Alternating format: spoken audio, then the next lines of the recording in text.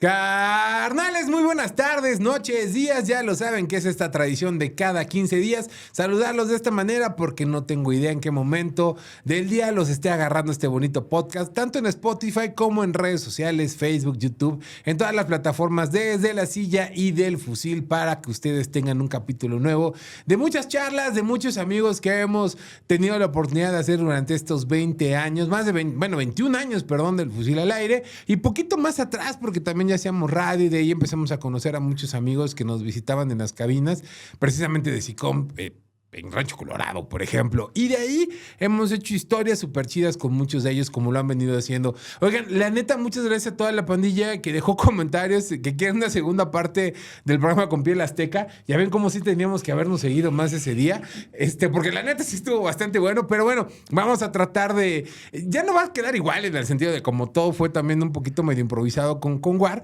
pero bueno, los vamos a agendar para que podamos tener una segunda parte con ellos. Pero neta, gracias a toda la pandilla que lo está compartiendo y que está dejando sus mensajes. Y ya lo saben, denle la campanita, denle, suscríbanse al canal para que también pueda tener todos los avisos de los próximos estrenos. Y compartan el canal en Spotify. Bueno, dicho esto, pues es el momento de recibir un muy buen amigo. Bueno, todos son grandes carnales, pero con él hemos compartido muchas historias. Nos hemos ido a comprar ropa. Y no nada más yo creo que pues media ciudad, o si no que 3/4 partes de la ciudad, conoce una de las tiendas más emblemáticas precisamente desde el primer cuadro de la ciudad, luego en una segunda ubicación, ahora por la 11, pero también uno de los personajes musicales más emblemáticos de nuestra ciudad, que ha acompañado a miles de artistas, que aparte es perforador, nunca lo he visto rayar, pero ahorita le preguntamos si raya, DJ, aparte conductor en radio, también tiene su programa en Radio WAP, saludos a toda la pandilla de Radio Cuac, como yo les digo de cariño, pero bueno, la verdad es que es un placer tener el día de hoy que haya aceptado nuestra invitación para platicar largo y tendido con DJ Flo, que nos acompaña. ¿Qué tal? Hola, gracias, Fer. La verdad es que estoy muy agradecido de formar parte de este catálogo de personajes que han pues estado contigo en este estudio, en este podcast, que me parece increíble y que del cual también me declaro fan. La verdad es que escuchar cada vez que un capítulo sale con Nacho, con los Piel Azteca, es increíble, ¿no? La verdad es que... se nutre uno de todos estos personajes, ¿no? Pues es que más que nutrirnos, por ejemplo, vamos recordando ciertas cosas y también conocemos otras. O sea, digo, hay momentos en el que hay ciertas historias que yo no sabía, ¿no? O sea, yo no sabía que los Pata, por ejemplo, habían estado en el Sencho, cositas así. Entonces, hay cosas que al final también dices, güey, pues a lo mejor vivíamos a la vuelta, ¿no? Y ni siquiera te sabías eso, que éramos vecinos, ¿no? Claro, y como de algún modo todos estábamos como conectados, ¿no? A pesar de que quizá no nos topábamos o no teníamos contacto con los demás, siempre había algo, ¿no? Que nos unía o que nos une en algún momento, ¿no? ¿Sabes qué? Ahorita que lo estás diciendo, yo lo decía, no, que lo repetimos mucho, que, por ejemplo, Cholula, ¿no? Caso Pulque, si no tenías un plan en fin de semana, o sea, con quién salir, llegabas al Pulque y ahí te encontrabas a todos. O sea, entonces sí era como muy curioso que hubo momentos, igual en el centro, ¿no? Que si ibas al estudio, que si ibas a la Experimental, que si ibas a la Cirico en su momento, o sea, y no tenías plan, sabías que alguien estaba ahí y siempre terminabas encontrándote a banda. Claro, sí, hay eventos que convocan y que de algún modo pues juntan a esa gente, ¿no? Que a lo mejor no viste por un tiempo, pero que de algún modo sigue ligado a la música, a algún tipo de actividad cultural también, ¿no? Al entorno, ¿no? Al entorno, sí. Oye, la misma historia de la ciudad de Puebla. Exacto, Cholula, por eso eres importante para este capítulo, para mí, porque tú eres de esos personajes emblemáticos, pues de primer cuadro, de los eventos, de las noches, de muchos lugares, porque no solamente estamos hablando de foros, sino de restaurantes que han pasado también con tus tornas. Entonces, yo iniciaría esto, César, preguntándote cómo llega la música a tu vida, cómo te empiezas a involucrar en el entorno musical. No sé si en el arte, si en la expo, en flyers o algo, hacías cosas antes. ¿O qué llegó primero en el entorno cultural a la vida del Flo? No, pues fíjate pues sí, como dices, a lo mejor soy como el ajonjolí de todos los moles, ¿no? Porque no sé si eso sea un buen adjetivo para mí, pero este asunto musical en el cual me he visto involucrado durante todo este tiempo y que no ha sido como exclusivamente de un género, de una época o de un lugar, me ha hecho pues seguir manteniéndome dentro de estas actividades musicales. Yo creo que mi afición por la música empezó desde pequeño, yo creo que como todos, en donde la música te llega por un camino o por otro, en mi caso por la radio, porque pues digo, al final cuando yo era niño, todavía mucha gente usaba la radio para escuchar canciones, para informarse, para divertirse, para entretenerse. Para enamorar, ¿no? Para pedir una rola. Sí, ¿no? Y yo recuerdo de mis primeros programas de radio, mientras hacía yo la tarea después de llegar de la primaria, pues era la hora del rock and roll que se transmitía en el 1210 de la M, cosas de ese tipo, héroes del rock en español. El rock en español de los 50, ¿no? No el rock en español como de la rock oleada. En tu idioma, ¿no? Por así decirlo. De la oleada de los 80, ¿no? Sino más bien de ese rock. Y no solamente todo ese catálogo de boleros y de música ranchera, que no me tocaba vivir, pero que sí me tocaba escuchar porque pues, era esa generación adulta que todavía escuchaba esas canciones. Eran los papás colocando y los tíos, ¿no? Exacto, en la radio. Y de hecho por ahí las nuevas generaciones como, pues, música como de Manuel, como el pop o la balada pop de esos 80s, pues me nutría de eso. Pero me empezó a llamar mucho más la atención cuando en las películas que veíamos en la televisión, pues se incluían música que no era ni Enrique Guzmán, que no era ni Angélica María, que no era Javier Solís, sino era música en inglés que yo no entendía, pero que en ese momento también me decía algo. Sobre todo era como música más juvenil, ¿no? Es decir, empezaba yo a escuchar música que no sabía en ese momento de quién era, pero pues a lo mejor era de los Doors, a lo mejor era de Pink Floyd, a lo mejor era de los Beatles, y me conmovían, ¿no? Entonces recuerdo que todavía había tiendas de viniles en ese momento, muchas tiendas de viniles, y mi madre me dijo que quería de regalo, y lo que quise fue pues un disco de Billy Joel. El Glass Houses fue mi primer disco de rock de rock en ese momento que tuve, que era como un rock, soft rock, ¿no? Soft rock, ¿no? Piano rock. Sí. Además que no era como fue la cúspide popular de Billy Joel, pero no lo conocía yo antes con el Piano Man y todas esas cosas. Ya después conocí más su historia. Y desde ahí me empezó a gustar, como me empecé a adentrar y empecé a relacionar sonidos con vivencias, con momentos, y ya no lo puedo separar. O sea, ya es como algo que tengo dentro de mí. Quizá en algún momento quise tocar un instrumento, lo intenté, me rendí. La verdad es que nunca hay cosas tuve que la no disciplina. se dan para uno, sí.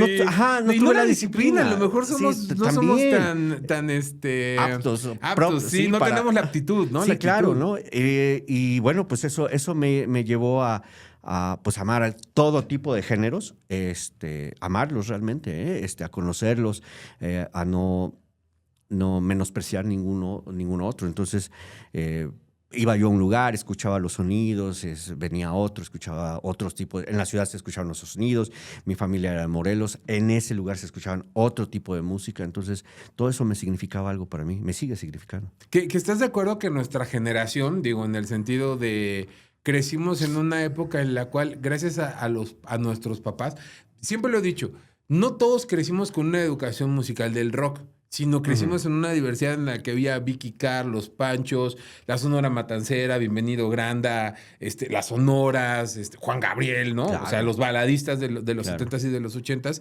Y teníamos también ahí algo de rock and roll. Entonces, esa apertura musical nos hizo, desde mi punto de vista, ser más tolerantes con lo que fue las siguientes generaciones que en un Vive Latino ya ves que bajaban a medio mundo porque no les gustaba o porque no lo querían. O en esa época de los 90s que ves que o eras punk, o eras skate, o eras escato, o metalero y no te podías mezclar. Entonces, nosotros tuvimos esa gran apertura, pero yo siempre lo he dicho, gracias a las familias y a las fiestas. O sea, yo no entiendo una fiesta de mi familia sin que llegara el popurrí de 25, media hora de Juan Gabriel en Bellas Artes con Hasta que te conocí. Claro. Ahí era el epítome de la fiesta familiar, ¿no? Sí, claro. Bueno, también llega un momento en donde sí, yo también rehusé como de esa música porque encontré música que me representaba más en ese momento, ¿no? Y que de un momento dije, bueno, esto ya me aburre, no me está diciendo nada, y empecé a escuchar y me encerré, pues básicamente en el rock, ¿no? En el rock ahí yo decía, pero también como que no me sentía tan a gusto, eso lo supe ya después, Pero sí hubo un momento en que también pude decir, es que esa música es de viejos, esa música es muy anticuada o demasiado melosa y yo quiero así rudeza y fortaleza y fuerza y velocidad, pero... Pero bueno, al final quien esté libre de boleros que aviente la primera piedra, ¿no? Sí, claro. Ay, dime que no te has agarrado una borrachera. No, sí, no, todos. Yo digo que no, sí. Más bien hay cosas muy buenas. Y yo supongo que muchos de mis héroes, pues también yo los veo recurrir a esa música que se creó hace 50, 80, 100 años y todos felices, ¿no? Es que estás de acuerdo que si no hubiera marcado una generación esos grandes letristas, ¿no tendremos un revival ahora? O sea, con esta ola medio romántica, tipo Ramona, José y y la ola romántica. O sea, hay un revival también por esa generación de Ángeles Negros, güey, Claro. que te guste el sonido, ¿no? Que te atrapa y que vuelves a hacer cosas. Los mismos Bunkers que nunca han Exacto. desechado esta parte de decir, nosotros no existiríamos sin Los Ángeles Negros, incluso, ¿no? Sí, claro, ¿no? Y al final todas estas agrupaciones, y, hablemos de Bunbury o de todos, yo que estoy en un lugar donde pues estoy en contacto constantemente con la música, afortunadamente en mi trabajo, pues sí puedo darme cuenta de todos esos revivals, de cómo bandas de cualquier lado del mundo pues están retomando en algún momento alguna canción o algún género que les significó algo, ¿no? Y Sí, que es muy porque es viejo, y parte. que parecería viejo ahora, o que es viejo, ¿no? Y sabes, ahorita que decíamos como esta influencia, de repente la gente puede decir, en algún momento cuando empezaron los famosos tributos a partir de José José, que ves que había gente que decía, bueno, que tiene que ver Control Machete con José José, nada que ver, y ves que hubo mucha gente que brincó ahí, pero siempre lo decía, o sea, al final no es que tenga una influencia en su música, pero sí socialmente nos marcó, porque fue con lo que crecimos escuchando, y no directamente, sino indirectamente, entonces... Te subías un camión y que escuchábamos, ¿no? Sí, claro, O sea, y ese ejemplo que pones es excelente, este asunto del hip hop, de cómo ha basado muchas veces su estructura su estética musical a partir de precisamente de eso, de estar haciendo un escarbamiento, una antropología musical, ¿no? Decimos toda la banda de hip hop del East Coast, del West Coast, que por ejemplo, de un lado, pues ampliaban un tipo de género, de este lado se ampliaban otro tipo de género, y que también eso ayudó a mucha gente a conocer otra música, otros géneros, como el jazz, como el R&B, de este lado, pues como la música Tex-Mex, ¿no? De cómo esa riqueza cultural musicalmente hablando, pues te toca y la puedes reutilizar para seguir como creando nuevos significados y creando nuevos recuerdos, ¿no? ¿Cómo has creado tú a partir del trabajo como DJ, César, estos recuerdos también? ¿Cómo los has recreado incluso? En la mañana, fíjate que estábamos grabando el programa de radio con los amigos del DJ Community, que viene su aniversario, y yo lo decía, el trabajo del DJ ha sido de los más importantes y menos valorados. Llámese en todas las gamas, ¿no? Claro, Desde sí, el sí. DJ de fiesta, el DJ de antro, el DJ que está en el hip hop, ¿no? O sea, de todos lados.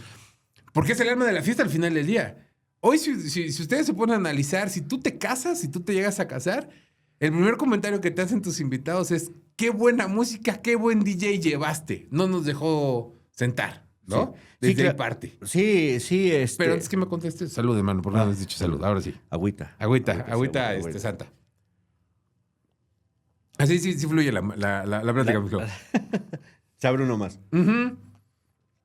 Bueno, ¿cómo recrear ahora eso? Fíjate que yo inicié en este asunto de ser disc jockey porque yo me acerqué precisamente no me acerqué, bueno, más bien tuve el conocimiento de ver a disc jockeys en los 80s y a mí realmente me asombraba, más que ver a un guitarrista, ver cómo pasaba de una canción a otra y que una transición no se sintiera, ¿no? Que decías, ¿cómo? Ahora lo entiendo, pero en ese momento decía, Sí. mi cabeza está explotando, no sé cómo está sucediendo.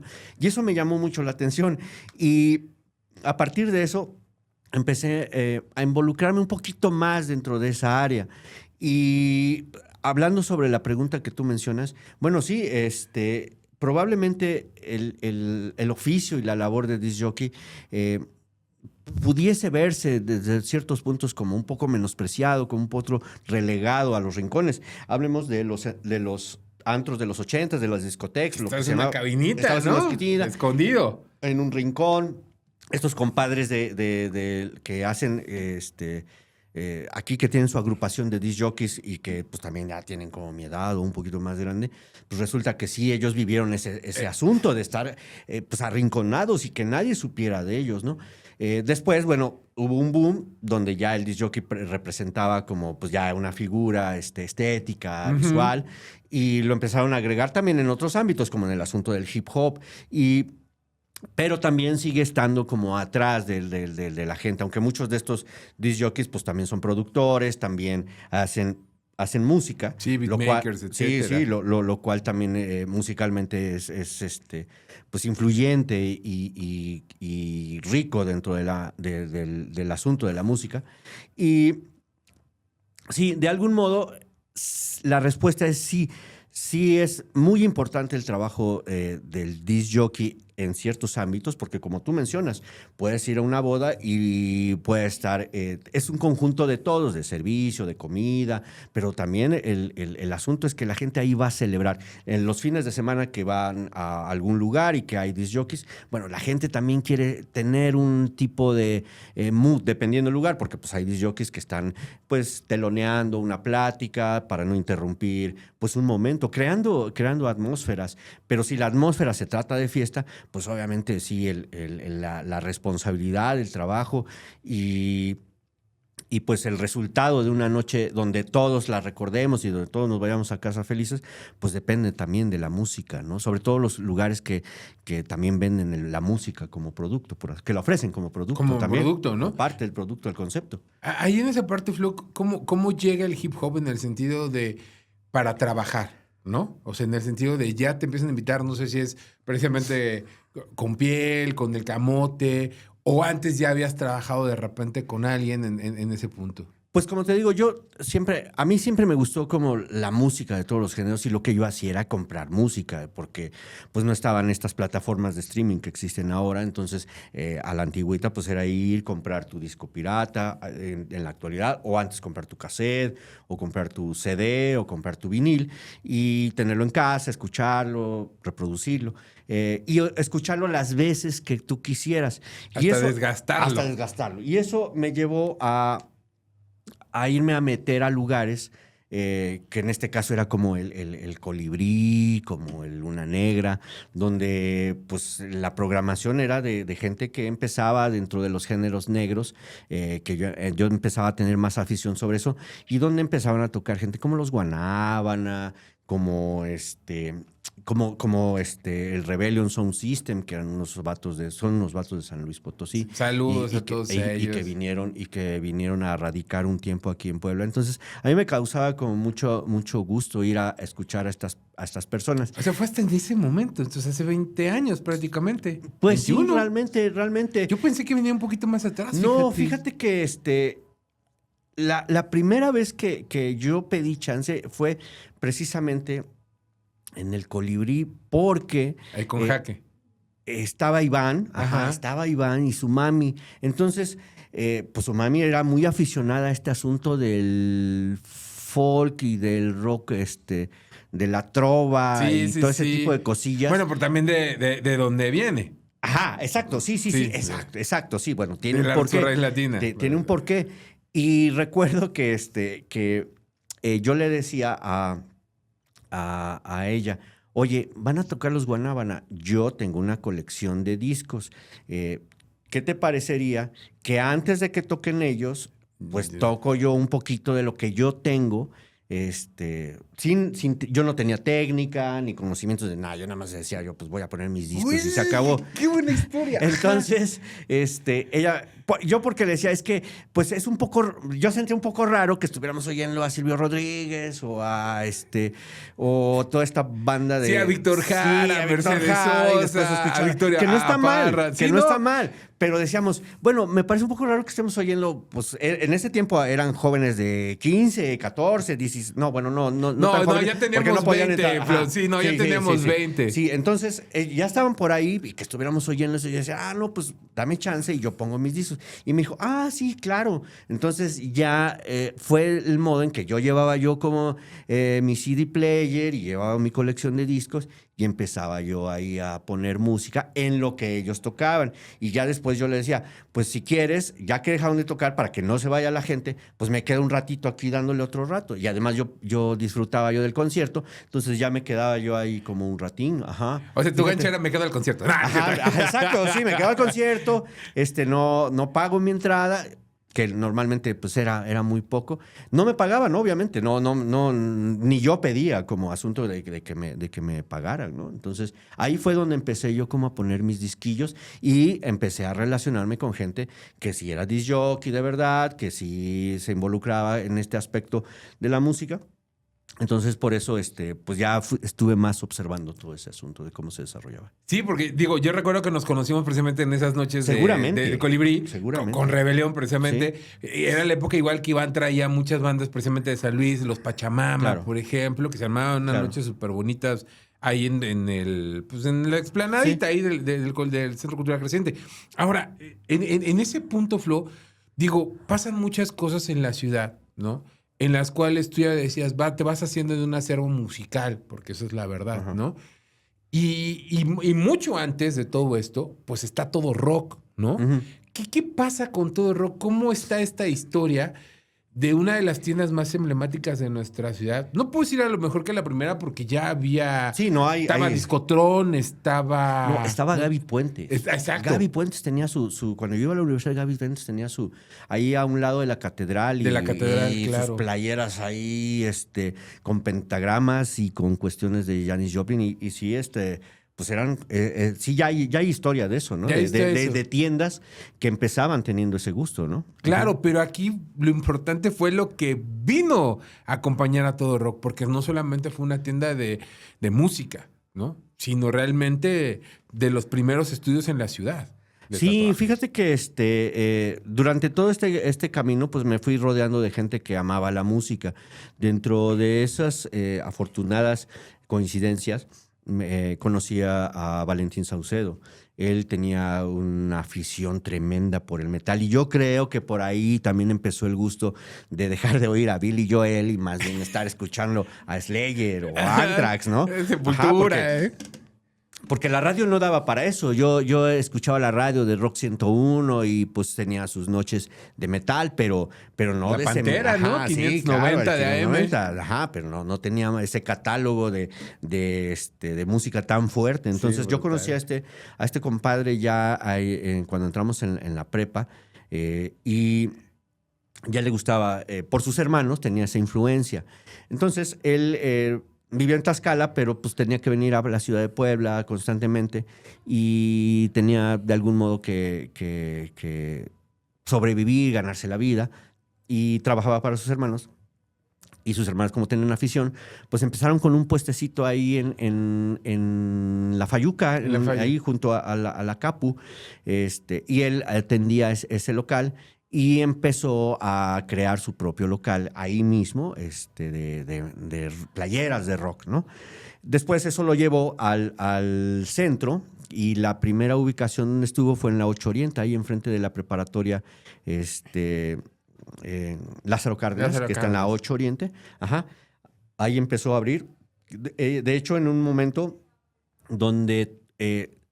de inicio se rentaban CDs, porque antes la gente, bueno, ahora ya ni siquiera saben los jóvenes qué es un CD, probablemente les cueste trabajo entenderlo, pero pues el CD pues era un disco compacto que en ese momento para algunas personas era muy caro comprarse los CDs. Entonces se crearon lugares, así como donde se rentaban películas, pues también se rentaba música. Tú también seguramente sí lo sabes, ¿no? Ahí te hago un intento porque a lo mejor la gente que está viendo se ha de acordar que los primeros modulares no traían el reproductor de CD. ¿Te acuerdas que lo tenías que comprar por aparte conforme fue saliendo pues la modernidad musical? Porque era tu sintonizador, obviamente tu tornamesa y tu doble casetera. Claro, ¿no? Sí, o si no tenía cassette, pues a lo mejor tenía una entrada auxiliar para que te lo conectaras la casetera. Pero ya era como muy moderno eso. Sí. ¿no? Pero sí, el reproductor de CD No venía. Sí. Ya después llegó, o sea, se adaptó a la famosa charola de 5, a la más chiquita de 5, Sí. después creo que le pusieron 10, algo así, u 8,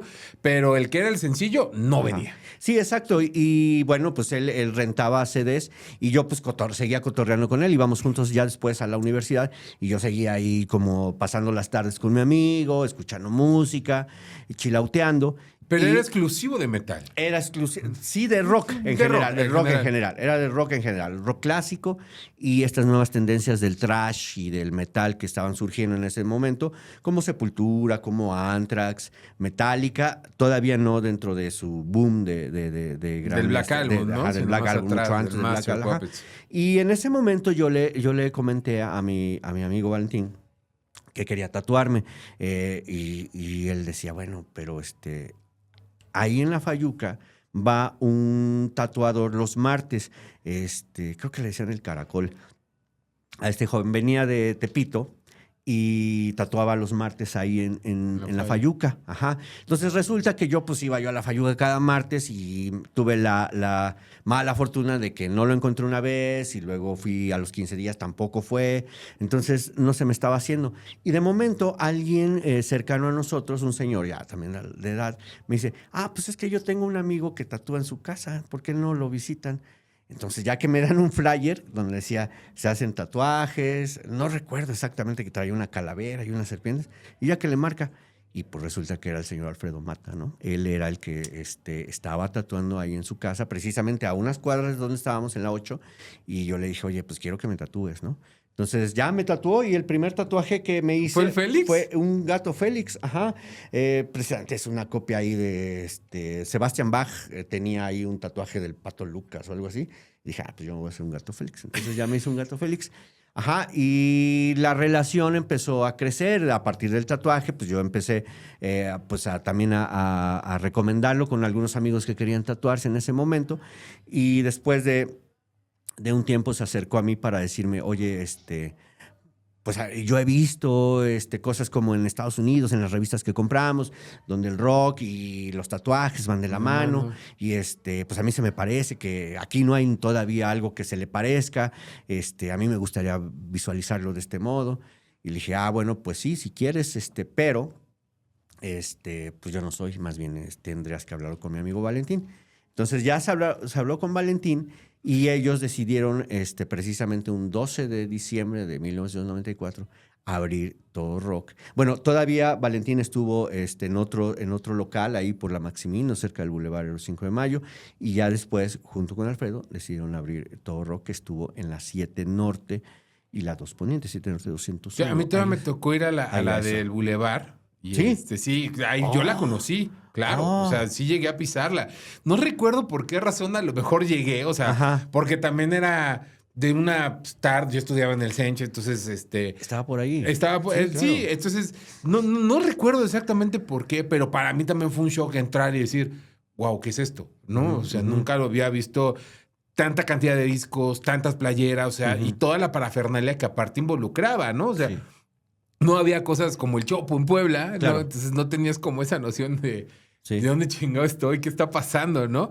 Y aparte, recuerdo que todo así al final era un poquito oscuro, o sea, tenía esa magia, o sea, que si alguien normal pasaba, decía, no, aléjate, porque también iba a hacer un comentario con lo que decía Flo. Al final, este trabajo del tatuaje en esos años, pues era súper malo, ¿no? Era para los carceleros, digo, aquí ya lo platicamos con Omar en su momento, y y era de boca callada, ¿no? O sea, era extremadamente ese tipo de cosas no se tocaban, ni menos en una ciudad como Puebla. Sí, claro. No era tan abierto como hoy en día. Sí, de algún modo siempre ha habido como gente que tiene un juicio sobre ese tipo de cosas. Y en ese momento, al no haber tanta información y al contextualizarlo básicamente con gente que pues con las prisiones o con las drogas, pues la gente lo asociaba a eso, ¿no? La enfermedad, ¿no? Ves que se asoció con el Además, SIDA, por ejemplo, en su momento, ¿no? sí, también en su momento también, y esa paranoia, pues obviamente, pues ese asunto de miedo, pues hacía que los adultos, pues dijeran, no, pues a sus hijos, no, pues esto ni te metas en eso, no es como para ti, ten mucho cuidado, o cosas así, ¿no? Que eran Era de las fuertes, ¿no? pandillas. Ajá, Sí. todo ese tipo de conceptos que ellos tenían sobre esta práctica, sobre ese oficio. Y después, pues te digo que se fueron a las 7 norte y ellos abrieron un 12 de diciembre. Yo entré con ellos en enero o febrero, si no estoy mal, precisamente por una invitación de Alfredo, porque seguíamos teniendo como una relación, a pesar de que yo no tenía que ver tanto con la tienda en ese momento. O sea, pasaron 2 meses y después se acercó a mí y me dijo, oye, Jálate. pues fíjate que en los estudios también hay body piercing y hay perforadores. Le digo, no, pues está bien. Y me dice, ¿y qué te parece si tú eres? Digo, no, ¿cómo crees? Pues no sé ni de qué se trata eso, ¿no? ¿Tú en ese momento a qué te dedicabas, Flo? Yo estaba terminando la universidad y estaba ya haciendo como mis... hacía muchas cosas, ¿no? Por ejemplo, estaba yo con unos amigos que estaban haciendo una revista en ese momento, una revista cultural que se hacía por sus propios medios. Me interesaba como este asunto de la música. Yo seguía como en este asunto de la música. Y también estaba yo más bien terminando la universidad y estaba yo ya pues en mis prácticas para ser maestro. Era yo maestro de idiomas. Ajá, pues lo que era el CELE. Ajá, Bueno, CELE. era la LEMO. Yo ya estaba yo ahí, pues haciendo mis prácticas, iba yo a dar clases a una telesecundaria ahí por de Ujotzingo, todavía para San Nicolás de los Ranchos, por ahí. Sí, un poquito para adentro. Para adentro, ajá. Y ahí iba yo a dar clases, que ya eran mis prácticas. Entonces, cuando yo regresaba de San Nicolás de los Ranchos, pues el camión me dejaba ahí en la 6 Poniente y pues pasaba yo a la 2 y ahí me quedaba yo otro rato con estos amigos. Ahí Sí, porque por ahí estaba la terminal. Estaba la terminal ahí en el centro, entonces ahí me quedaba con él y ya luego ya iba yo a mi casa y una de esas tardes pues me dijo Alfredo, oye, ¿y por qué no lo haces tú? Le digo, pero yo no sé nada de eso. Dice, no te preocupes, dice, porque en el DF conozco una persona que te puede instruir. Y bueno, pues un día nos fuimos a la Ciudad de México y me presentó en ese momento a un compadre que se llama Fer Díaz, que es pues también uno de los primeros perforadores. Digo, también estaba Dani Huacantanca en ese momento. Ya estaba Dani. Ya estaba Dani en ese Dani momento. ya. Acababa de empezar su carrera, Dani Huacantanca. Y ya tenía mucho nombre. Yo no sé por qué a mí, yo ya escuchaba de él. Bueno, obviamente ya por el ser Tutti Frutti, etcétera, pero ya era una figura en su momento. Sí, sí era un personaje, Sí, la ya, verdad, sí. ya, y además, ya. pues los reflectores siempre lo tomaban a él, ¿no? Como referencia en lo musical también, porque también, digo, como disc jockey, que también era disc jockey, Ajá. pues obviamente, pues era fue uno de los referentes más importantes dentro de la música, pues obscura y alternativa de esos años, ¿no? Claro. Y pues Fer Díaz conocía a Dani Huacantanca, de algún modo también Fer Díaz, en una historia que apenas acabo de conocer porque coincidimos en un seminario precisamente de tatuaje y de body piercing, él hablaba acerca de que él por tener la visa podía ir a Estados Unidos, podía ir a Europa y traer cosas, desde tintas para tatuaje, joyería, y pues a eso se dedicaba, a distribuir y a vender, pero también de algún modo, pues para que le compraran los aretes, pues él tenía que inventarse como un curso. Pero él no decía que era un curso, sino me decía, pues mira, tú lees aquí, le marcas acá. Y bla, bla. Como una demostración, como algo una así. demostración, exacto. Como de Tupperware. Ajá, entonces, pues yo me junté una lana y en ese momento, pues fui, le compré algunos aretes y ya regresando, pues empecé con mis amigos, empecé haciéndoles a mis amigos. ¿Y qué tal? No, pues los super nervios, mal, seguramente mal, y todavía tengo contacto con ellos, así que todavía recordamos en algún momento diciendo, güey. Pues te han de decir, mira la cicatriz que me dejaste, sí, cabrón. No, sí me dolió un montón, ¿no? Ajá, claro, porque pues la plática que tuve con Fer, pues fue como de una tarde nada más, y eso me llevó a conocer a mucha gente que estaba involucrada ya en este oficio, gente que venía del Distrito Federal, que crecía en el Distrito Federal y que tenía contacto con Alfredo, porque precisamente él ser uno de los primeros en la ciudad de Puebla como tatuador, pues era un referente. Entonces, mucha gente de la Ciudad de México pues lo venía a ver, lo contactaba, tenía pues algún tipo de relación con él. Y eso pues a mí también me permeó porque de algún modo pude conocer pues precisamente a todo este catálogo de personajes que siguen existiendo, como Alfredo Chivala, como el mismo Dani Huacantanca, ¿no? Con el que tuve, pues con todos ellos de algún modo tuvimos una relación cercana en algún momento y pues nos compartíamos cosas, ¿no? A veces escucho de cómo los tatuadores eran demasiado herméticos para pasar esos secretos, ¿no? La vez que estuvo Omar aquí, también escuchaba lo difícil que era para ellos, ¿no? Sí, conseguir las cosas. Conseguir las cosas, hacer las técnicas, recrear las técnicas, ¿no? Recrear un tatuaje que ellos veían en una revista, recrearlo, pues eran horas de práctica en persona, ¿no? Porque no había dónde practicar, ¿no? Y eran con los amigos, prueba y error, prueba y error. Y esa prueba y error y esa estética, y eso también guardaba una estética, porque pues dirán, pues el tatuaje sí estaba bien feo, sí, pero pues representa una época, representa una historia misma dentro de las personas que se tatuaban como dentro de los mismos tatuadores. Es decir, ahora hay menos oportunidad de que algo salga tan mal. Porque pues hay un montón de información, hay muchos productos, hay mil maneras de poder saber qué es lo que está uno haciendo como tatuador o como perforador, pero antes pues sí era como mucha prueba y error y asesorarse con la gente, ¿no? Y hace 20 años había un lema que te decían, tu primer tatuaje está de la chingada. O sea, era como un referente de tu primer tatuaje. No, güey, no lo enseño porque está horrible, güey. No me gustó cómo quedó. O sea, no era lo que yo quería, pero bueno, ya me lo hice. Pero yo recuerdo esos 20 años que sí fue. Bueno, hace 20 años todos mis amigos decían lo mismo. Y siempre tienes a alguien que te dice, pero todo está de la chingada. Sí. Ya estaba yo bien morro, estaba yo bien idiota. Claro. Me lo hice con un lápiz y ya fui y me lo hicieron, güey. O sea, me lo hice yo. También era como un referente eso, ¿no? Sí, ellos mismos se tatuaban, ¿no? Sí. O tatuaban a sus familiares. Yo me acuerdo que Alfredo tatuaba a sus, pues a sus familiares. Y yo creo que muchos tatuadores harán lo mismo, que tatúan a la mamá, al hermano. Y pues ahí está la huella de esas cosas, ¿no?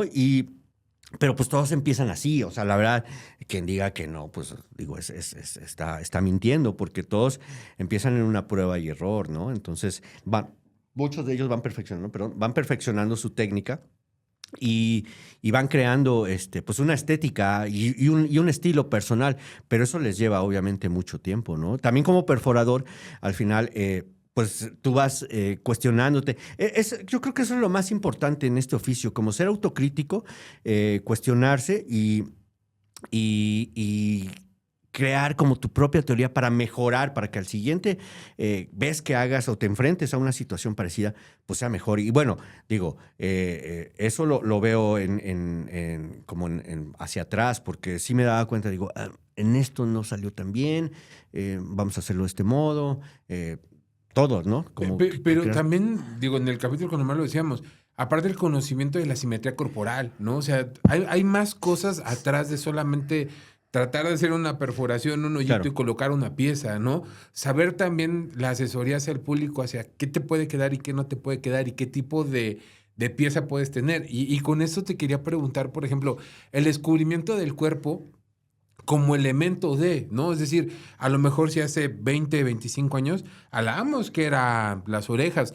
¿Te acuerdas la época del Cervantino que todo el mundo iba para hacerse la punta en la nariz y era con la pistola y te decían, no, que duele un chingo, no, que se van a lastimar, porque estuvo de moda durante unos 4 o 5 años. Todo el mundo iba al Cervantino a hacerse eso. Entonces, ¿cómo fue el descubrir que había más oportunidad corporal para poder incrustar una pieza, amigo? Sí, fíjate que no me acordaba este asunto del Cervantino, pero sí hubo un tiempo en que iba mucha gente, teníamos mucha gente que venía a nuestro estudio, o sea, ya a partir de que empecé a hacer la perforación, pues empecé a mejorar mi técnica. Y como te decía, con toda esta información de toda esta gente que ya había empezado un poquito antes, pues obviamente a mí me permeaba y yo lo ponía en práctica inmediatamente. Y muchas veces yo fui conejillo de indias precisamente de estos personajes para aprender cómo lo hacían, ¿no? Entonces yo decía, a ver, perfórame la ceja, a ver, perfórame. Pero me ponía yo como en manos de estos vatos para estar pendiente de cómo lo hacían y entonces tratar de replicarlo. Y sí, de algún modo, ahora que lo veo, esto todo ha sido como cíclico. De algún modo hay tendencias que, más allá de decirle como moda, más bien como tendencias. La necesidad de las personas siempre ha sido de sobresalir, de pertenecer, de identificarse, de recrearse, de reinventarse, porque mucha gente pues hace este tipo de pertenencia, prácticas, ¿no? También. exacto, de pertenencia, de prácticas, precisamente por esa necesidad humana. Es innato, y te puedo decir que este asunto del tatuaje y específicamente la perforación, pues varía, ¿no? Es decir, no estamos hablando de una práctica de los 90s o de 1600, no, son prácticas antiquísimas que se reflejan pues esa necesidad de como humano de estar cerca de este lenguaje para lo que sea. Para lo que cada quien significa, ¿no? Pero a veces, pues, se lleva uno, pues, se va uno influenciando precisamente por lo que dices, porque, mira, esa chica, pues, hablando del Cervantino, pues, se le veía bien. Bueno, pues, a mí también me gustaría verme bien, o verme así, o que piensen esto de mí, o pensar esto mismo, de mí mismo, esto. Entonces, pero, pues, obviamente, en este asunto de hacerlo, y sobre todo si hablamos de esos tiempos, pues, te decía que al rato ya teníamos trabajo para quitar aretes, para limpiar esas perforaciones que, pues, si no se estaban infectando, pues estaban lastimadas porque no se habían hecho con los recursos y con los cuidados adecuados, ¿no? Entonces, de algún modo, pues ese asesoramiento que teníamos con toda esa gente que venía del Cervantino, porque sí me acuerdo bien, pues pues sí, ahí estábamos pendientes de estas cosas, ¿no? Y pues en un momento fue eso, en otro momento, en los 90s, cuando Distort usaba un labret así de pico, pues la gente quería esos picos. Claro, abajo del labio. Abajo del labio, el labret, se llama el labret, que quería un arete con un pico. Claro. No, y ahorita te puedo decir de otras tendencias o de otras cosas, ¿no? No, digo, la cuestión de las piezas internas, claro, ¿cómo se llama? Las modificaciones. La modificación corporal, claro. Que ya incluye pues las perforaciones subdérmicas, los microdermas, todo ese tipo de cosas, que ahora pues va para allá, o la división de la lengua, que antes podría haber sido impensable, ¿no? Sí, no, o sea, hay todavía, creo que todavía más por descubrir, ¿no? O sea, creo que también en un momento la cuestión de las levitaciones corporales, ¿no? Claro. En los shows, por ejemplo, de Specimen, era algo que todo mundo también en México no entendía, ¿no? Porque a lo mejor Benny pues ya lo traía más de la frontera para el centro, y entonces fue también ver esas primeras perforaciones corporales que impactaban en un show, ¿no? Ver al cuerpo elevado 3, 4 metros arriba del músico era, güey, ¿qué está pasando aquí? Sí, claro, y ahora, bueno, también este asunto de que se asocia con cuestiones espirituales, con cuestiones religiosas, inclusive con cuestiones, de algún modo, algunos les dan tintes medicinales, todo medicinales en cierto aspecto, ¿no? En cierto aspecto, ¿no? Benéficos como para la salud, ¿no?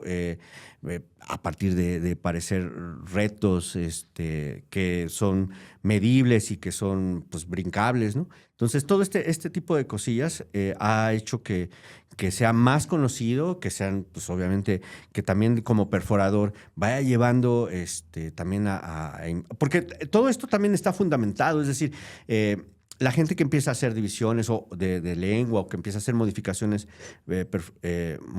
corporales más extremas, pues obviamente está más estudiada, es más profesional ahora.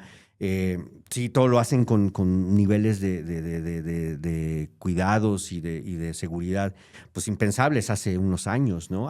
Me acuerdo que hace 15 o 20 años también se hacían, pero pues era hacerlo porque estábamos emocionados, porque se quería. Yo recuerdo gente que se hizo divisiones de pene y que de algún modo pues a lo mejor no sabían tanto como sabíamos ahora. Sabía, hasta me dolió. No, sí, hay historias ahí como Digo, yo nada más no sabía las canicas del babo, ¿no? Pero no sabía que te lo podías dividir, ¿no? Sí, había gente que pues sí, pues ese tipo de Habría que preguntarle a los que lo hicieron, ¿no? Pero pues, también era no sé, era parte de una ¿Te vas a necesidad de desangrar hacer. ahí? No friegues. Seguramente. No, Sí, no pasó, pero te digo, eran cuestiones así extremas. No, y ahora afortunadamente, bueno, ya ni te piden ese tipo de cosas. Por ejemplo, piden, por ejemplo, este tipo de perling que se hace en los genitales, Ajá, claro. como lo tiene Babo. Y mucha gente, ¿no? Eso sí, últimamente también es muy, muy frecuentado, ¿no? Claro. Oye, por ejemplo, ahorita que yo te vengo escuchando, también algo que siempre me ha gustado de tu persona es que también has sido de alguna manera un poco historiador, ¿no? Y ahorita escuchándote, voy hilando muchas cosas incluso del programa de radio, ¿no? Todo esto que hablamos de las perforaciones, de las divisiones corporales, etcétera, de las modificaciones corporales, tiene una raíz. Y la raíz es de dónde venimos todo, de dónde partimos, ¿no? Que la raíz negra y la raíz en África, ¿no? Y entonces también has estado, creo que desde hace mucho, enfocado también a esta investigación, a esta cuestión de checar el afrobeat, checar la cultura, checar hacia dónde vamos y de dónde venimos también, porque es otra parte, ¿no? Al profe Raúl, al cual le mando un fuerte abrazo, Raúl Hernández de La Clave es la Salsa, Claro. fue la primera persona con la que pude sentarme a decir, sí, nosotros somos mestizos, pero tenemos sangre africana, ¿no? Y creo que por ahí viene mucho de también el trabajo de investigación que tú has hecho en base a tu labor como perforador, pero también en la base musical. Sí, fíjate que tuve la fortuna de que todo esto se fue como juntando, es decir, mi vida empezó a girar como a raíz de este gusto musical que me llevó a conocer a gente como Valentino, como Alfredo Mata, y que también me llevó de algún modo a conocer a otros tipos de gente en el área del jockey como Smokey, al DJ Aztec, toda esta gente que es increíblemente talentosa en eso que hace, que de oficio de disc jockey. Y eso me llevó precisamente también a conocer gente que estaba involucrada en la radio también. Yo descubrí que una de las cosas que más me encantaban, pero tampoco es como el hilo negro, porque pues al final la música negra pues tiene que ver con todo, o sea, tiene que ver con todo. Quien diga que no, pues no, o quien no todavía pueda visualizarlo así. Entenderlo, pues sí, viene con todo, ¿no? Si quieres escuchar desde house o techno, pues viene de ahí. Si quieres escuchar rock, pues también viene de ahí, el mismo ¿no? jazz, Sí, el blues. Sí, todo este tipo. Si quieres escuchar hip hop, viene de ahí. Todos estos sonidos que ahora son actuales y que se les etiqueta como sonidos urbanos, pues también tienen mucho que ver de la raíz negra, ¿no? Sí, claro.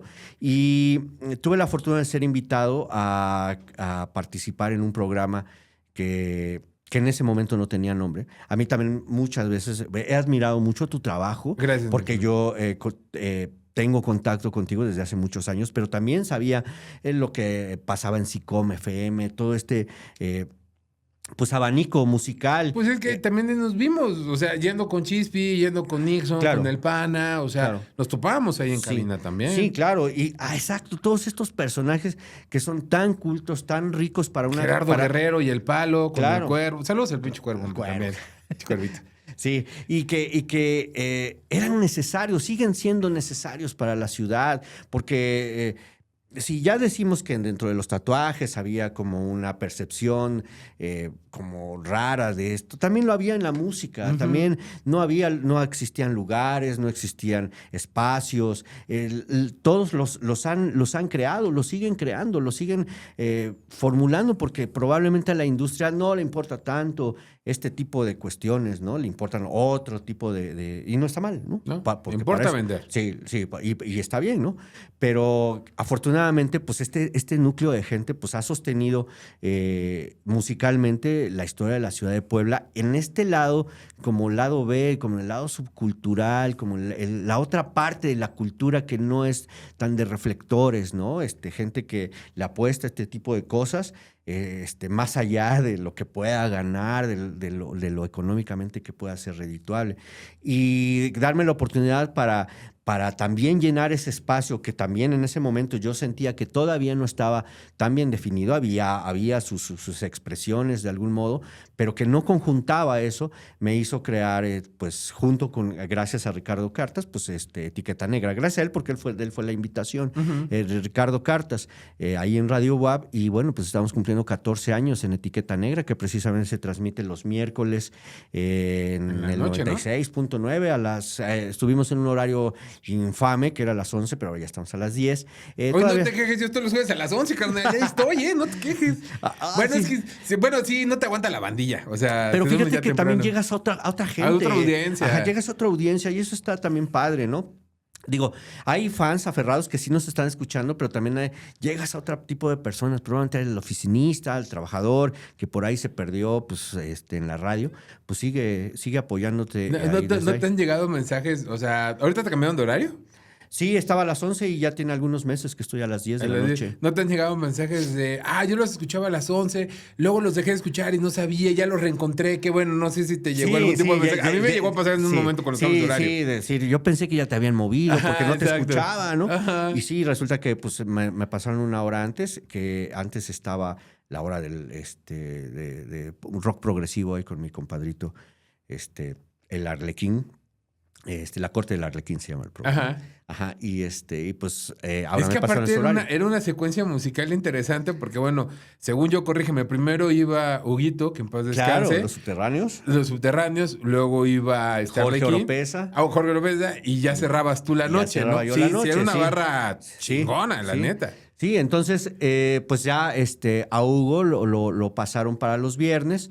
Y pues ya a mí me pasaron para las 10 y pues ahí estamos teniendo un catálogo pues diferente y ahora pues estamos haciendo especiales de todo tipo, ya sabes, y no se acaban. El próximo martes pues tenemos ahí un especial de Blaxploitation, toda esa música que se creó para las películas negras con temáticas policíacas y de aventuras, porque pues ese cine tenía como su propia estética y tenía su propio lenguaje y que estaba como bastante en contraposición de lo que hacía el Hollywood de los 70s y los 80s, que tenía sus propios héroes, como Steve McQueen, como Robert Redford. Bueno, pero estos vatos también, esta comunidad también necesitaba sus propios héroes, ¿no? Entonces, y a partir de eso crearon también un género musical que pues estaba Curtis Mayfield, ¿qué te puedo decir? Muchísima gente. Entonces nos estamos involucrando cada semana o con tracks nuevos, porque también tampoco quiero ser ahí el señor que está tocando música viejita, ¿no? Sino también estamos proponiendo cuestiones actuales, igual que tú, así como cuestiones que merecen la pena oírse, ¿no? Y afortunadamente, pues ahí seguimos en el 96.9 los miércoles 10 de la noche. ¿No te has llegado a sentir ahora a estas alturas de nuestra vida, güey, un poco agobiado musicalmente? O sea, ¿a qué voy, no? Tú hace ratito lo decías, güey, había el tiempo para ir, comprar, descelofanear el disco, ponerlo, escucharlo completo, ¿no? Sí. Hoy, güey, la vida no me da para escuchar todo lo que se está produciendo. O sea, la cantidad de música que está saliendo, que te mandan, que si te dieron un demo. O sea, es tanto que de repente digo, quisiera ser un poquito más concreto en lo que quisiera yo tocar, no abarcar tanto, pero no puedes. No sé si te ha llegado a pasar. Y eso que tú todavía sigues recibiendo música tanto nueva como un poquito vieja, reediciones de discos, primeras ediciones, o sea, ahí en la tienda. Sí, el mundo de información que ahora al que podemos tener acceso y que directa o indirectamente estamos en contacto, pues es infinito, ¿no? O sea, no da, ¿no? Tienes que escoger qué escuchar, qué ver también, porque también, pues al final tú eres el resultado de todo lo que ves, de todo lo que escuchas. La música tuvo esta necesidad de volverse visual, Flo. Sí, o sea, ¿no? O sea, digo, lo era, pero ahora más. O sea, un video lírico puede llegar a 10 millones de reproducciones, ¿no? O sea, yo alguna vez, ahorita que hablábamos del profe Raúl, yo lo escuché tocar salsa de Nueva Guinea, dije, ay, cabrón, ¿de dónde sale esto? Sí. No, sí, claro. La ventaja de todo este flujo de información es que puedes tener acceso también a mucha música y probablemente este asunto del uso de las plataformas que tienen como negocio la música, pues puedas también estar sobre discusión, ¿no? Pero lo que sí, pues es que puedes tener el acceso a música que probablemente nunca hubieras soñado poder escuchar, claro, ¿no? Y lo cual es una ventaja significativa para toda la gente que pues ama la música, ¿no? Y digo, ya el asunto de los dineros, pues ya seguramente también nos tocan en parte como responsabilidad, pero bueno, mientras eso sucede, pues nosotros estamos disfrutando de este catálogo musical y visual y de lectura que podemos tener en este momento. Claro, y de cómo compartirlo también con la gente, porque es otra cosa. O sea, no solamente, por ejemplo, para la gente que no se ha animado a ir a Todo Rock, no solamente es llegar y me perforo, no, hay asesoría, pero también hasta la música, ¿no? ¿Cuál me llevo? ¿Cuál me recomiendas? ¿Este vale la pena? ¿Este no vale la pena? Claro. ¿Qué aditamento me puedo llevar también que quede conmigo? O sea, van a encontrar, creo que el mundo musical y la parafernalia involucra muchísimas cosas y la principal es todo esto que ustedes han hecho durante más de 30 años en Todo Rock, en el sentido de la asesoría hacia el público, hacia la gente, Claro. que pueda ser o no cliente potencial. Claro. Fíjate que en la actualidad, en Todo Rock, que es pues en la parte donde estoy en lo laboral al 100%, hemos conformado un equipo bastante sólido. Sí, me lo Desafortunadamente, mi compañero Alfredo falleció hace 3 años y Valentín Saucedo dejó el proyecto de Todo Rock para convertirse en otro proyecto que se llama Black Wings y que se dedica a distribución de viniles en México. Entonces, viniles de metal, obviamente, ¿no? Entonces, yo me quedo ahí junto con un grupo de amigos que es Pablo Vadillo, Cristóbal Sánchez y Malú Núñez, que estamos conformando este equipo y que de algún modo lo que tú mencionas es cierto. Es decir, cuando llega alguien y nos quiere verla, porque también dentro de la tienda tenemos el asunto musical, entonces sigue la gente comprando música, la gente sigue comprando música. Nosotros tratamos de que la música también siga siendo como lo más accesible posible. Esta cuestión de la relación que tiene la gente con el objeto, la verdad que es impagable ver a la gente cómo nos llaman y nos dicen, oye, vi que publicaron esto, apártamelo por favor, porque realmente ese no lo tenía. Gente que te menciona, yo lo había estado buscando por años, porque lo perdí, lo presté, me lo robaron, lo que sea. Y acuérdense, lo los puedo discos la encontrar. vieja y los libros nunca se prestan. Exacto, sí, eso ya deberíamos de haberlo aprendido desde hace mucho. Sí. Sí, y por ejemplo, Pablo Vadillo, que está muy involucrado dentro de la música fuerte, dentro del black metal, del death, pues él también es un muy buen asesor en este asunto. Este compadre que está aquí en mi equipo, pues es un personajazo que te puede decir, oye, ando buscando algo que sea atmosférico, pero que al final sea como medio alegre y esas cosas, y él empieza a decir, bueno, pues entonces te vamos a recomendar este tipo de cosas. Mi compadre Cristóbal Sánchez, que es un perfectazo para hacer perforaciones, ¿sabes? Como uno de los personajes que está creciendo en este asunto de la perforación. Y Malú Núñez, que es una tatuadora increíble, que con 25 años tiene una calidad tremenda, que también dentro de la ciudad hay unos personajes increíbles dentro del tatuaje, pero ella ahí está ahí en su rincón llamándole porque no está tanto en los reflectores, pero está muy bien su trabajo. Entonces, ese equipo ahí en Todo Rock, la verdad es que a mí me da mucha tranquilidad tenerlos porque es, pues supongo que como esto, ¿no? Que llegas a un lugar, estás con tus amigos, te diviertes, escuchas la música que quieres, pues ¿qué más se puede pedir, no? Y esa euforia y esa tranquilidad que nos da estar en un lugar así, que disfrutamos tanto, pues nos hace transmitirla, nos hace que la gente que llegue y nos pide en el asunto musical, en el asunto de los tatuajes, en el asunto de la perforación, pues tengamos la disponibilidad de hacerlo dentro de lo humanamente posible, porque también tenemos nuestros días, pero pues tratamos de que esto no pues fracture las relaciones con los clientes. Al contrario, siempre estamos disponibles para aclarar dudas, para hacer recomendaciones. Siempre tenemos el tiempo para estas personas. Sí, incluso cómo tratarlos, ¿no? Porque digo, en el sentido de los que ya no van en la cuestión de comprar música, sino rayarse o tatuarse o perforarse, perdón, el nervio, ¿no? De ser el primero. Me dolerá, digo, a mí me ha tocado ver casos de chicas o de chicos que están temblando, güey, sí, ¿no? Entonces, a ver, tranquilo, o sea, ese acompañamiento de no te va a pasar nada, sí, claro. Es más, ya entró, Ya salió. Sí. Neta, sí. O sea, cuando te das cuenta, ya te perforaron. Sí, hacerlos partícipes de que es un momento que qué bueno que están decidiendo, tomando esa decisión, pero de algún modo que nosotros también estamos poniendo mucho de nuestra parte para que ese momento también sea significativo para ellos, seguro y que sea también tranquilizador, porque tampoco se trata ahí como de a ver, pásale y ya nos vemos, ¿no? Si no, más Acuéstate, bien, te pico y adiós. sí, si no, más bien sientes bien, todo bien, necesitas más tiempo. Si no estás segura, no hay ningún problema, podemos hacerlo en otro momento. O ¿por qué no hacemos uno y después volvemos a replantearnos si te quieres hacer lo que querías hacerte para que si no lo podemos dejar en otra ocasión? Entonces, todo este tipo de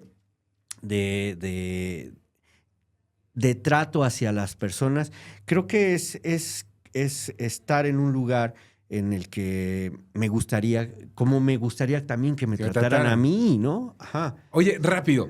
Claro.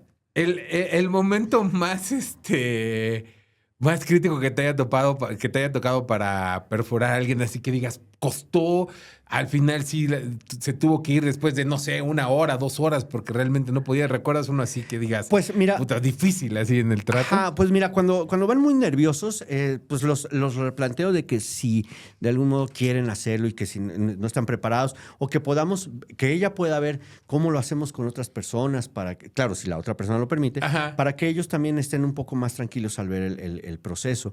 Pero de algún modo también me gusta como contar anécdotas donde hay personas que tienen 60 o 70 años y que han decidido perforarse y que dentro de este universo de decisiones que puede tomar una persona, todavía no se sientan tan seguras y que nos digan, ya estoy muy viejo, pero no sé, y tratar de decirle, esto no importa, esto no es una cuestión de edad, ¿no? Esto es una cuestión de si tú quieres hacerlo, si a ti te gusta hacerlo. Entonces hemos tenido hoy mismo en la mañana una persona de 70 años que dice, oye, ¿y si me hago una perforación aquí? Bueno, pues entonces lo podemos hacer, ¿no? O que se hagan un tatuaje.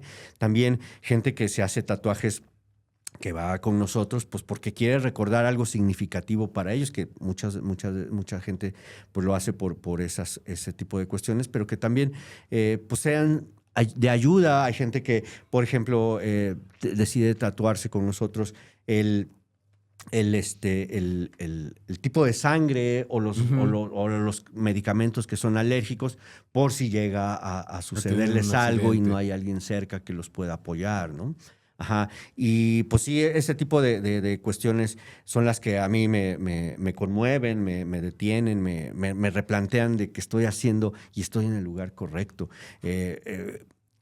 Quizá uno de los situaciones más no estresantes, porque no fue estresante para mí, pero de algún modo de tratar de llevar esa situación de la manera más tranquila posible. Fue una ocasión en que alguien estaba tan nervioso que no tuvo control sobre su cuerpo y pues ahí en el sillón se hizo pipí, se hizo popó. Y yo trataba de decirle, pues no pasa nada, se limpia y se acabó. Nada más quiero que estés tranquilo, ¿no? De los nervios que tenía. Y fue un chico y fue una perforación en la oreja, ¿no? Lo que podríamos decir, pues es un hombre. Culturalmente podríamos decir, sé machito, bueno, y aguántate. Todo lo que pues, se podría pensar, ¿no? Y es una oreja, ¿no? Pero no, pues sí, no, al final esas cosas suceden, ¿no? Seas hombre, seas mujer o lo que sea, ¿no? Sí, el nervio es parejo para todos. Ese no va a cambiar. Y pues el asunto era después como tratar de tranquilizarlo y de decirle, pues esto no significa nada, ¿no? No te sientas ni apenado por nosotros ni nada, ¿no? Más bien, pues queremos que estés tranquilo. Claro. Oye, mi Flo, ha sido increíble tenerte. Yo sé que nos podemos seguir. Ahorita saco un mezcal y aquí nos quedamos los dos.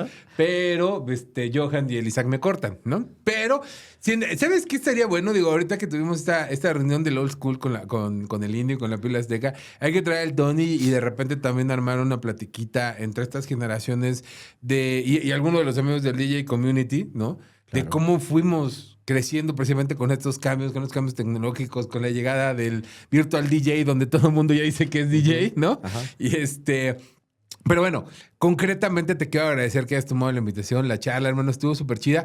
Pero lo más importante, hay tres cosas. Una, diciembre es el aniversario de Todo Rock, como todos los años. Los últimos años se han hecho en Beat. Siempre es un cartel súper chido, muy metalero y con entrada libre, que es lo más chido. Horarios de Todo Rock, apertura. Y también, pues, recordémosle a la pandilla, ¿no? Pues todos los miércoles, la etiqueta negra, amigo. Sí, manito, pues los miércoles de 10 a 11, hay etiqueta negra en el 96.9. Si no, le pueden decir a su bocina inteligente que les ponga Radio WAP. Y el aniversario esta vez, este año, lo hacemos en diciembre y este año cae el sábado 13 de diciembre. Precisamente también es en el BID 803. Tenemos por ahí unas sorpresillas con algunas bandas que todavía no estoy como en disposición de anunciarlas, pero sí. Ya sé que todos los años van los Psychopath. ¿Qué le haces? Sí, saludos a los Saludos a Altuna y estos compadres. Sí, van a estar seguramente, pero también por ahí tenemos unos invitados también que no son de la ciudad, porque tratamos de que también la gente se involucre. Lo que comentabas hace rato de cómo llegas a un lugar, en este caso en Cholula, bueno, pues que el aniversario de Todo Rock sea precisamente un reencuentro de todos esos vejestorios, ¿no? que están dentro del metal. Y bueno, estamos en la 11 Sur 15 y 15 Poniente, en una plaza que se llama Plaza 1313, de lunes a sábado de 11 a 8 y media, y ahí estamos para echarle la mano. Y Distrito Rock está en la 8 Sur 3508, ahí a un costado de Plaza Dorada, que es nuestro estudio de tatuajes. Y pues gracias más bien a ustedes y por todo este esfuerzo y todo este trabajo, como tú mencionas, de Piel Azteca, de toda esta gente que ha construido pues parte de la historia musical, y documentar esto no me hace más que sentirme tan orgulloso de ser parte de esto, y que de algún modo la gente que nos escuche sepa que había gente que estaba trabajando y que sigue trabajando porque este lugar sea un lugar mejor. Claro, y aparte, digo, ustedes tienen que estar de acuerdo conmigo. Hay personajes icónicos en nuestra ciudad, yo lo decía, ¿no? Tenemos a nuestro canalito, el Pelón del Centro, ¿no? Claro. Y tenemos las rastras más famosas del centro. También hace años recuerdo una publicación tuya que dijo, hasta aquí llegamos, ¿no? Tú subió la foto un poquito con las rastas y con la tijera y y la máquina. Y era una cantidad de mensajes que me acuerdo que te digan, no lo hagas, estás loco, no sé qué. No, le cortaste el pelo al gatito. Sí. Lo rasuraste, ¿no? Rasuré a mi gatito, no eran mis rastas, que estas rastas me acompañan desde el 97, así que pues ya. Por eso te digo, son icónicas, mi Flo. Gracias. Hermano, gracias por venir, mi César. Un placer. No, gracias por gracias tener también tu amistad, carnal. No, es importante. Gracias a ustedes. Bueno, nosotros ya nos vamos. Gracias a toda la pandilla, obviamente, a todos mis amigos desde la silla. Está Johan, Tata, Isaac. Bueno, todos, porque ya se me olvida. Vane, ¿quién me falta? Julian, Jordi no cuenta hasta que no pague las chelas. Bueno, ya lo saben, cada 15 días acá nos vemos, plataforma desde la silla y del fusil con un nuevo capítulo. Vienen cosas también súper chidas para este cierre de año. Ya vamos a cumplir el año, tú. Del primero que grabamos fue en noviembre. Sí, noviembre, ¿no? Del año pasado, con Pedrito Cabrera. Jordi ya se cortó las rastas, entonces, no, Alejandro ya fue en febrero, hermano. Sí, pero bueno, en teoría nuestra primera grabación ya va a cumplir un año. Bueno, ya nos vamos. Mi nombre es Fernando Jara, gracias en verdad a todos. Les recuerdo que los miércoles a las 8 de la noche, el Fusil Televisión en Sicom Televisión, los jueves a las 11 de la noche, por más que no le guste el horario al Flo, nos estamos en Radar 105 a través de la 105.9. Los miércoles, los viernes, perdón, música y otras hierbas, 10 de la noche con sesiones musicales. Bueno, adiós, hasta aquí llegamos. Mi nombre es Fernando Jara, les recuerdo que se van a reventar, háganlo pero no en pedazos y que Pink Floyd los acompañe en sus sueños. Ahí se ven.